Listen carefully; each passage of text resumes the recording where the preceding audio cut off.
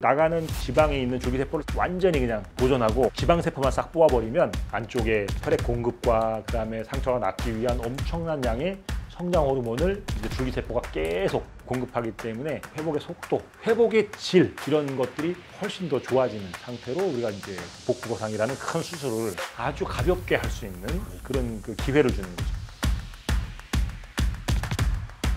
안녕하세요, 도라인 성형외과 조지호입니다. 안녕하세요, 도라인 성형외과 정유석입니다. 안녕하세요, 도라인 성형외과 김윤건입니다. 오늘은 줄기세포 복부 거상, 복부 성형에 대한 질문이 좀 올라왔는데요.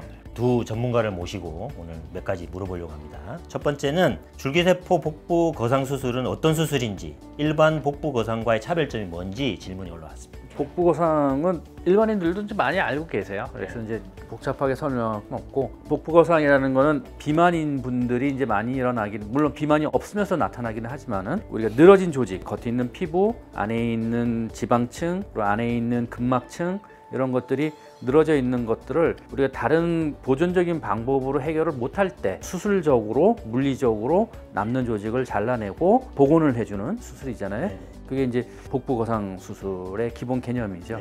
그러면 일반 복부 거상하고 우리 병원에서 이야기하는 줄기세포 복부 거상하고 어떻게 차이가 날까요?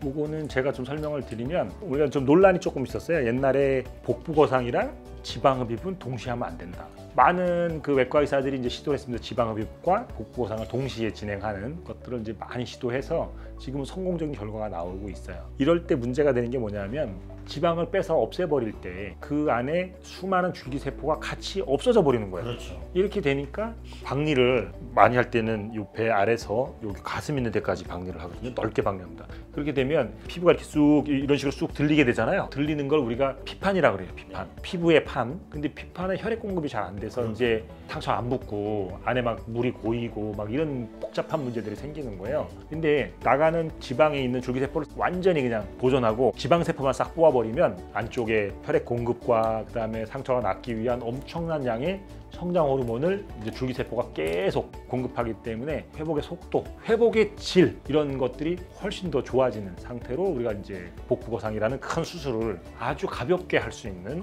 그런 기회를 주는 거죠. 듣기에도 아주 부담스러운 수술일 수 있는데 줄기세포의 도움을 받으면 훨씬 덜 부담스럽고 가볍게 접근할 수 있는, 부작용도 줄이고 회복도 빠르고 일상생활로 빨리 복귀하는 그런 게 가능하다는 거죠. 하여튼 거상 수술에는 그냥 줄기세포를 쓰는 게 좋습니다. 그러면 두 번째로 추천 대상이랑 단계의 구분이 어떻게 될까요? 피부가 딱 이렇게 돼서 처지기 직전인 분도 있고 이미 처져 있는 분도 있고 여러 단계가 있어요. 근데 이제 요거를 이렇게 잘라내는 데 있어서 얼만큼 당길 건가를 결정하기 위해서 이제 박리를 배꼽 아래까지 할 건가, 배꼽까지 할 건지, 배꼽 위로 할 건지, 아니면 저 가슴 끝까지 할 건지 4단계로 나누고 있습니다. 그렇죠. 왜냐하면 거기에 따라서 수술 난이도도 달라지고 배꼽의 위치를 바꿔야 되나 안 바꿔야 되나 뭐 이런 것까지 결정이 되니까. 엄밀하게 말하면 배꼽 위치는 그대로 있는 거죠? 엄밀하게는 그런 거죠. 본질적으로는. 깜짝 놀라실까 봐. 내 배꼽을 어디로 옮긴다는 거야 이렇게 하실까 봐. 배꼽을 그대로 두기 위해서 피부를 움직이는 그렇죠, 거죠. 피부를. 먼저 그렇게 질문하시니까 제가 놀랐잖아요.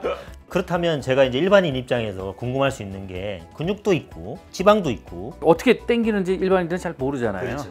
그냥 이렇게 탁 자르고 이렇게 당겨서 잘라내고 그냥 꼬맨다고 생각하는데, 이게 아니라 이제 피판술, 피부 판때기, 전체를 판이라고 그러잖아요. 이 판을 옮기기 위해서는 박리라는 과정이 필요해요. 박리라는 게 분리하는 거죠. 살이 이렇게 움직이지만 손으로 밀어보면 살이 움직이는 범위가 한정돼 있어요. 한정되어 있죠. 그런데 우리가 원하는 건 이걸 여기까지 옮겨야 되거든요. 그렇죠. 그러려면은 바닥에 붙어 있는 거를 다 띄어야 돼요. 피부하고 지방층 여러 가지 이제 막들이 있는데, 이런 것들이 밑에 있는 근막에 심지를 딱 받고 있습니다. 그래서 받고 있는 심지를 다 끊어서 당기는 과정, 그게 이제 우리가 박리라고 그러잖아요. 그리고 이제 줄기세포를 해서 데미지를 최소화하는, 이제 그게 굉장히 중요한데, 그 박리하는 그 과정이 복부 성형에 있어서는 굉장히 이제 중요한 요인을 차지를 합니다. 수술 방법이랑 수술 시간에 대해서 또 궁금하시다네요. 단계에 따라서 조금 다른데, 보통 이제 조 원장님 많이 하시는 4단계 저 위에까지 올라가는 거 하면 한 3시간. 그리고 이제 아래쪽에서 끝나는 거는 한 2시간. 배꼽 이동까지 하시면 3시간 3시간 반. 근데 들리는 말에 의하면 다른 병원은 6시간씩 걸린다는데, 우리 병원은 지금 3시간에서 4시간 이야기 하잖아요. 어떤 노하우가 있는 겁니까? 일단 첫 번째는 정 원장님 손이 빨라요. 그다음에 두 번째는 제가 박리를 잘 해놔요. 그다음에 세 번째는 저희 병원은 이렇게 꼬맬 때 아주 특수한 재료를 써요. 그냥 일반적으로 실로만 다 꼬매는 게 아니라. 우리가 사는 방식으로는 1~2시간 더 단축시킬 수 있다는 말씀이신 거죠? 그럼요.